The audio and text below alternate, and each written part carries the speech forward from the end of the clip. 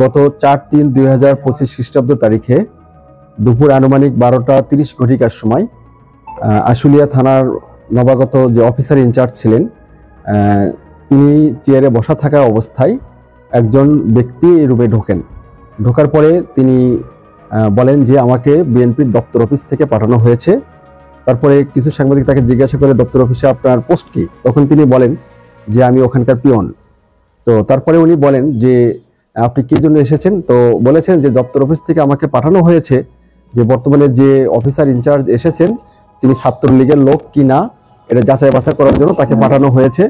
এবং এটা নিয়ে অফিসার ইনচার্জের রুমে একটা বাক বিতণ্ডা শুরু হয়ে যায় এবং বাক বিতণ্ডা থেকে সেটা সারা দেশে এটা ভাইরাল হয়ে যায় যে অফিসার ইনচার্জের রুমে ঢুকে এক জনৈক ব্যক্তি বিএনপির পরিচয় দিয়ে এরকম একটা করবে। তো এই বিষয়টা আমাদের ঢাকা জেলা পুলিশের সুযোগ্য পুলিশ সুপার স্যারের নজরে আসে এবং তিনি সার্বিকভাবে নির্দেশ প্রদান করেন যে যে করে হোক এই দুষ্কৃতকারীকে গ্রেপ্তার করতে হবে।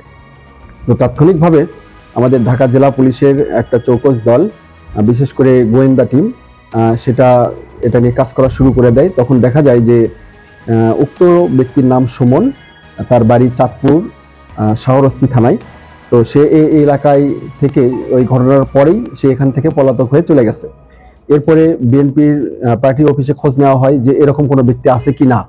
তখন তারা বলে যে পার্টি অফিসে এরকম কোনো পিয়ন ছিল না এবং বর্তমানেও নাই, এবং যার নাম করে এখানে পরিচয় দেওয়া হয়েছে সেই ব্যক্তিরও রুহুল আমিন মিন্টু, কোনো পদ পদবি নাই, বিএনপির সাথে সম্পৃক্ততা নাই।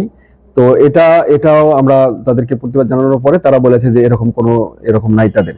তো তারপরে আজকে আমরা অনেক অভিযান চালানোর পরে আজকে আমরা তাকে চাঁদপুর জেলার চিস্তি নামক জায়গা থেকে তাকে আমরা গ্রেপ্তার করে আজকে আমরা আসলে থানায় নিয়ে আসার পরে তাকে আমরা ব্যাপক জিজ্ঞাসাবাদ করি যে তিনি কেন এটা করেছেন।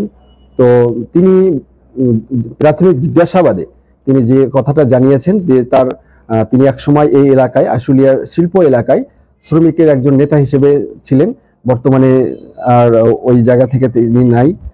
তবে কারো উস্কানি তিনি এই এলাকায়, যেহেতু এলাকায় বর্তমানে শান্তি শৃঙ্খলা ভালো আছে, এই এলাকায় অস্থিতিশীল কিভাবে তৈরি করা যায় সেটার জন্য কারো উস্কানিতে এটা করেছেন।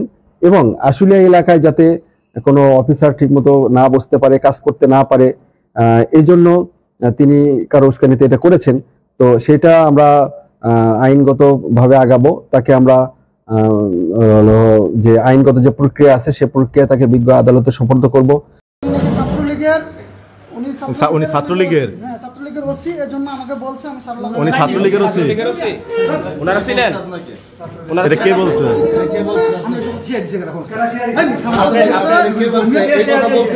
ছাত্রলীগের ওসি কে বলছে? কোন স্যার নামটা জানতে চাচ্ছি? জাহাঙ্গীর আলম মিন্টু স্যার। আপনি তো প্রথমে বললেন যে মির্জা ফখরুল ইসলামের এবং তার ড্রাইভার আপনাকে এখানে পাঠাইছে। আপনি তদন্ত করার কে? নাম পদবি কি? নাম পদবি উনি। আপনার নামটা কি? আমার নাম সুমন। আপনার স্যার বলছে যে উনি ছাত্রলীগের ওসি। কোন স্যার বলছে এটা? দপ্তর স্যার বলছে। কোন দপ্তর? বিএনপির দপ্তর স্যার বলছে। জাহাঙ্গীর আলম মিন্টু স্যার। হ্যাঁ, জাহাঙ্গীর আলম মিন্টু স্যার। উনি বলছে উনি ছাত্রলীগের ওসি। ওনার বিরুদ্ধে কি ব্যবস্থা নিচ্ছে? কি ব্যস্ত না, আমি ওনার সাথে পরিচয়তে আসছি। আপনাকে পাঠাইছে? আপনি কথা বলেন নাই? না, আপনি তো বললেন কথা বলেন নাই। আপনাকে কি পাঠাইছেন উনি? আপনাকে পাঠাইছে দপ্তর থেকে?